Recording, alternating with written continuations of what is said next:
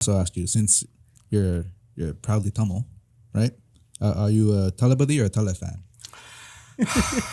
I knew you were gonna ask. I want Vijay to already. take the fifth on this. Okay. No, you have to can't. answer. Don't be a politician here, bro. This is punch dialogue. First of all, I don't watch that many Tamil movies. So if it wasn't on Netflix, I wouldn't have watched Okay, it. then- But I did watch Thalapathy, so I'm gonna say Thalapathy. Dope was on Netflix. Yeah. So Thalapathy. There you go. I recently watched this movie called Sarkar too. Yeah, that's pretty. I old, watched though. that, Yeah. yeah. I watched it's all about election. Politics. He lost his vote. Did you know that? Do you know the story? No, for I that movie? didn't know that. Basically, there's like illegal votes happening in his in his area. So basically, he couldn't vote because somebody else voted for on his behalf, and he's just taking out the whole system. And There's a lot of political movies in the Tamil. So Tamil what do you world, think right? about that? Like, an actor like in India, like, Vijay, obviously, a big icon, going into politics. Look, I think politics requires people from all walks of life. And, Canadian Parliament, we have 338 now. We'll have 342 MPs. People, we're farmers. We had an astronaut. We had the first Canadian astronaut who was an MP.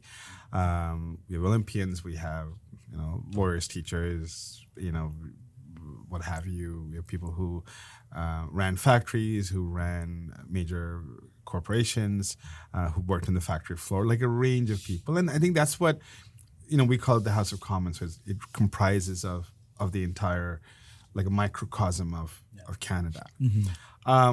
Indian politics, on the other hand, tends to be a lot more dynastical and a lot more focused on this popularity, populism, where you have a presence because of the media that you have done.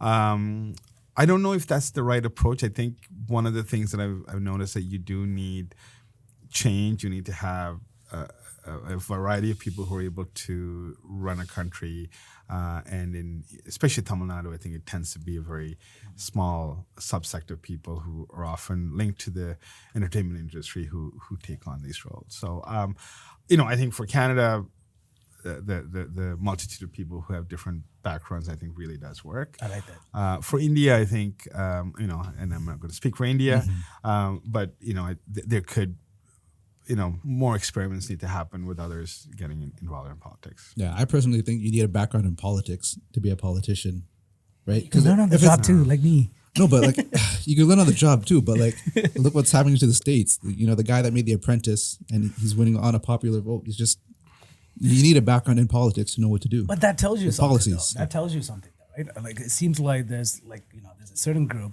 in the U.S. that's been ignored for so many years, and all of a sudden they're like, you know what? This is my payback. I like this guy, Donald Trump. And obviously he's doing some crazy things there. Yeah. But You look at then someone like Mark Carney, right? Who always says, look, I'm not a politician, and when you guys think I became a politician, then you kick me out, right? Because he brings a very different approach to politics, like someone who is, worked in the banking system as a governor of the Bank of Canada and Bank of England. He's a man in finance. Pretty obscure type of roles that most people wouldn't even know. And he's put his name forward as, for politics. And I was at a rally with him a couple of days ago, and that line when he said, "I'm not a politician," people just blew up, right? Because they were so excited because they're looking for that authenticity, that outside of the mold thinking about what politics is. And people are right now very cynical about politicians.